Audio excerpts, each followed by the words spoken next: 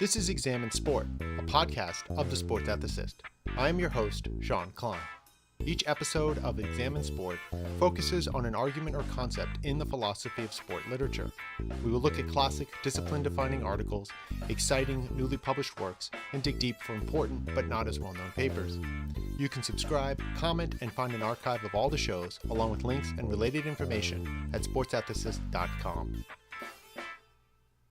In a previous episode, I looked at James Keating's classic account of sportsmanship. Keating gave an influential account of sportsmanship that tied sportsmanship to two, on his view, very different kinds of activities. Sports and athletics, an activity where shared pleasure was the goal, sport, and an activity where honorable victory was the goal, athletics. Now, from this sharp distinction, Keating argued that genuine sportsmanship was marked by those virtues that increased the shared pleasure for all, and that athletic sportsmanship was marked by a commitment to the fair and equal application of the rules, along with the virtues of self-control. Now, in this episode, I'm going to look at an important challenge to Keating's account, Randolph Feezell's Sportsmanship, published in the Journal of the Philosophy of Sport in 1986. Now, first I want to briefly look at Feezell's criticism of Keating, and then look at Feezell's own account of sportsmanship as presented in this paper.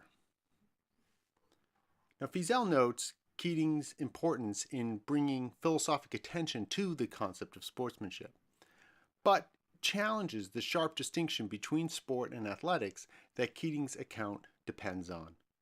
Quote, Keating has offered an excellent framework within which to initiate an understanding of sportsmanship, but I do not believe he is correct in radically separating sports and athletics.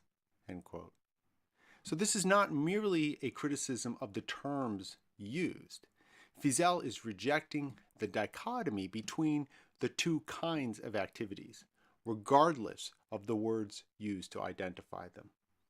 So Feezell identifies two main problems with Keating's account. First, he says Keating misunderstands the nature of play and its relationship to sport. And second, Keating incorrectly assumes an exclusivity of the psychology of player and athlete. That is, Keating's account makes use of and depends upon not just a distinction between the activities, but also between those who engage in them. The psychology, the motivation, the goals, the attitudes of the participants also need to be just as radically separate as the activities themselves, on Keating's view. So Keating's account presupposes that we can easily identify who is a player, who is someone engaged in the activity of shared pleasure, and who's an athlete, the one pursuing honorable victory. But of course, it's not that straightforward. Humans are complex creatures with complex motivations. As Feezell explains, we often are, quote, simultaneously player and athlete, and our attitudes are at once both playful and competitive, end quote. But these problems both rest on the misunderstanding of the nature of play and its relationship to sport, so that's what I'm going to focus on next. Now, Feezell defines sport as a, quote, formal competitive variety of human play.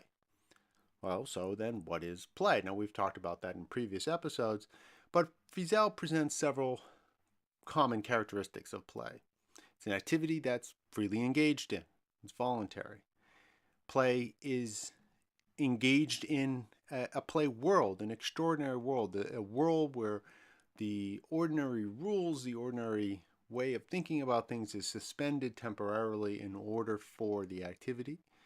And this gives it an internal meaning and structure.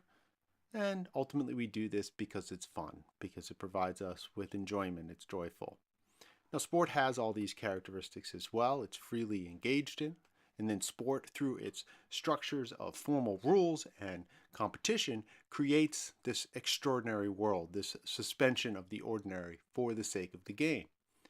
And then in this way, rules and competitive structure provide internal meaning for the participants. And ultimately, there's a kind of joy to the sport, an exhilaration, an excitement. Now, with its more formal structure, sport highlights an important aspect of all play, a balance of internal and external seriousness. Now, understanding this balance is key to understanding Feezell's view of sportsmanship. So first, external seriousness is, quote, the recognition that there are obviously more important values in life than the value of improving sporting skills and winning games, end quote. Now, sports can be very important to athletes and spectators alike. We often speak of fans who live and die for their team. Athletes playing are deeply immersed in the reality of the game and forget about the external world until something terrible happens and that all comes crashing back. An injury on the field, the death of a loved one, some natural disaster. These things remind us that the real, ordinary world exists and has a weight that the game doesn't have. Ultimately, nothing much really hangs on the game. But games do have a kind of seriousness of their own. Now, Feezell says, quote, when we play a game, we accept the arbitrary way in which means are used to achieve certain ends because we simply want to make the activity possible, end quote. So we have to take the game seriously. We can't just treat it as mere frolic. We have to accept the rules, the structure, and we have to treat these as important as having a pull on our actions. Feezell goes on to tell us that, quote, if someone isn't serious in this sense, he might be accused of not playing the game at all.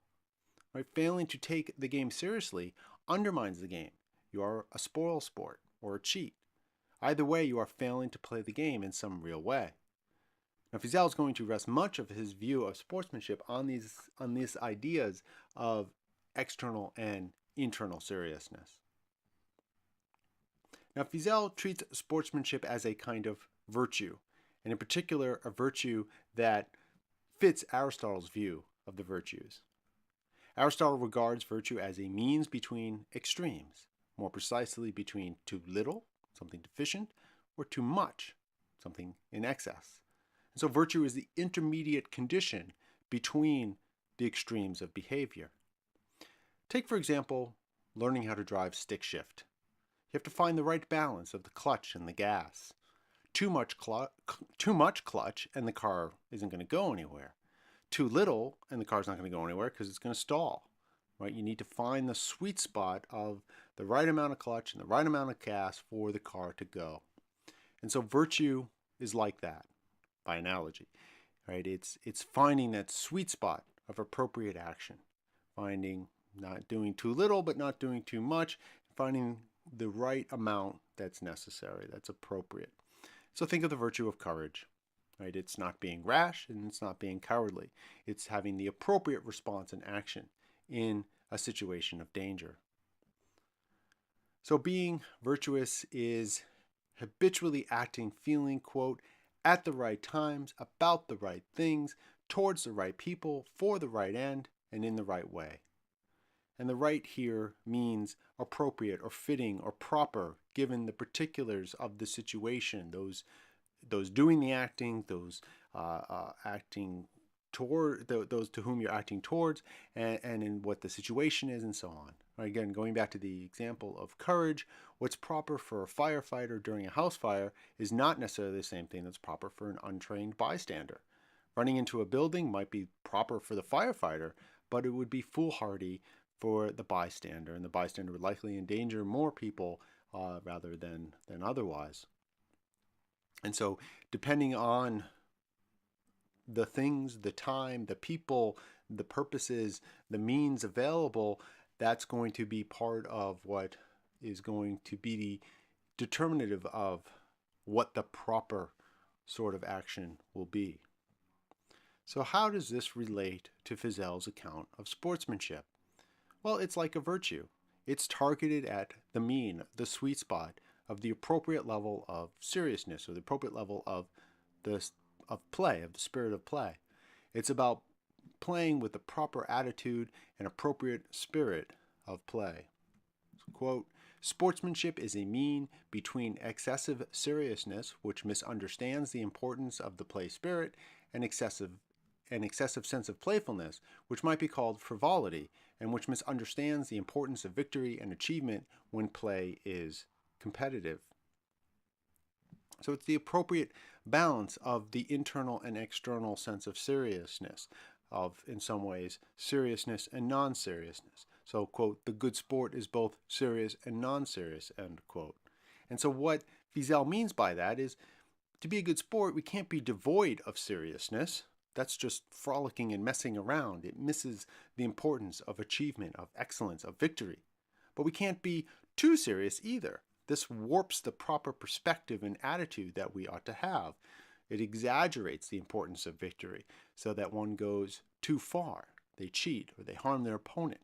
Think of the famous case of Tonya Harding and Nancy Kerrigan. It's certainly a case of one opponent seeking to harm another opponent and taking the importance of the victory much too far.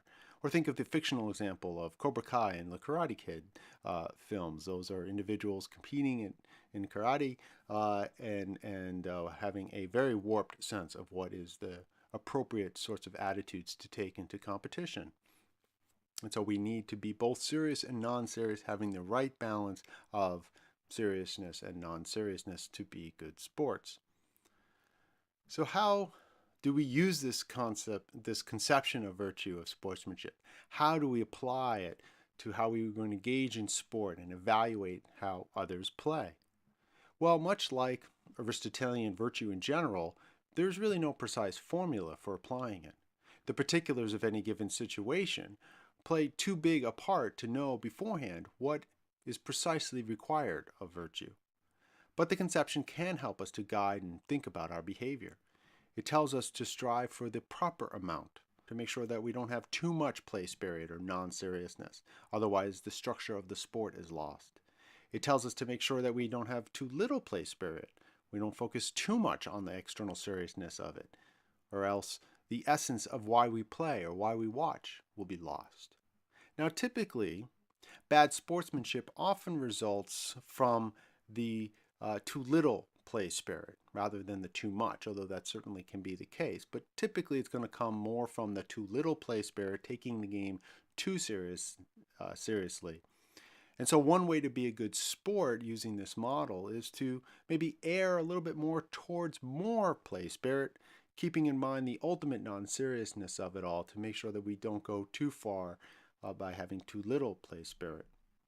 Now there is a variance of the appropriate play spirit across the continuum from amateur or low-level sport to elite professional or high-level sport. And so to be a good sport is to strive for the appropriate amount given the kind of activity it is.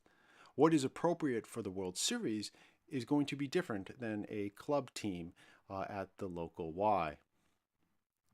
So in the end, we can see that Feezell and Keating are not that far off from each other. The main difference is that while Keating sees two distinct activities and downplays the importance of play in athletics, Feezell sees the requirements of sportsmanship as existing along a continuum with a role for play at all levels to determine how that sportsmanship is going to be brought to bear in the given activity.